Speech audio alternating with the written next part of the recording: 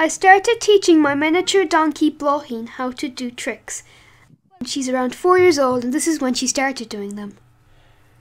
But now she does all sorts of different tricks. She flips over boxes and baskets. I've trained her to put her feet up on big boxes, little boxes, square baskets and round ones, paint buckets and empty plastic jars. Yay. And empty chocolate boxes. She also goes around in circles. That was the easiest trick that I could teach her, and it was the first one that we did with her. But for some reason she's not able to go anti-clockwise yet. She also learned how to dance with me. I gave her a few dance classes, and this one took a long time because she used to dig regularly, and then when we made it into a trick for her, it took her a long time to realise that it was a trick.